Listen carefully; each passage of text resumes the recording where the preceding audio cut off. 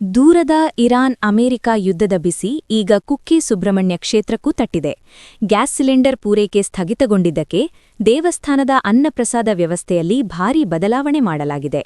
ಇಂದಿನಿಂದ ಉಪಹಾರದಲ್ಲಿ ಮೊದಲು ನೀಡುತ್ತಿದ್ದ ತಿಂಡಿಗಳ ಬದಲಾಗಿ ಅವಲಕ್ಕಿ ನೀಡಲಾಗುತ್ತಿದೆ. ಜಾಗತಿಕ ಯುದ್ಧದ ಪರಿಣಾಮವಾಗಿ ವಾಣಿಜ್ಯ ಸಿಲಿಂಡರ್ಗಳ ಕೊರತೆ ಉಂಟಾಗಿದ್ದು, ಕುಕ್ಕೆ ದೇವಸ್ಥಾನಕ್ಕೂ ಇದರ ಬಿಸಿ ತಟ್ಟಿದೆ. ಹೀಗಾಗಿ ಅನಿಲ ಉಳಿತಾಯ ಮಾಡಲು ದೇವಸ್ಥಾನ ನಿರ್ಧರಿಸಿದೆ.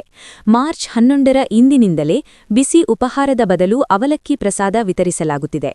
ಸದ್ಯ ದೇವಸ್ಥಾನದಲ್ಲಿ ಕೇವಲ 3 ದಿನಕ್ಕೆ ಆಗುವಷ್ಟು ಮಾತ್ರ ಗ್ಯಾಸ್ ಬಾಕಿ ಉಳಿದಿದೆ. ಒಂದು ವೇಳೆ ಗ್ಯಾಸ್ ಪೂರೈಕೆ ಸರಿಹೋಗದಿದ್ದರೆ ಮಧ್ಯಾಹ್ನದ ಅನ್ನ ಪ್ರಸಾದದ ಮೇಲೂ ಇದು ಪರಿಣಾಮ ಬೀರಲಿದೆ. ದಿನಕ್ಕೆ 20 ಸಿಲಿಂಡರ್ ಪೂರೈಸುವಂತೆ ದೇವಸ್ಥಾನದ ಅಧಿಕಾರಿಗಳು ಪತ್ರ ಬರೆದಿದ್ದಾರೆ. ಸಾವಿರಾರು ಭಕ್ತರು ಭೇಟಿ ನೀಡುವ ಈ ಕ್ಷೇತ್ರದಲ್ಲಿ ಅನ್ನ ಪ್ರಸಾದಕ್ಕೆ ತೊಂದರೆಯಾಗಬಾರದು ಎಂಬ ಆತಂಕ ಈಗ ಮನೆ ಮಾಡಿದೆ.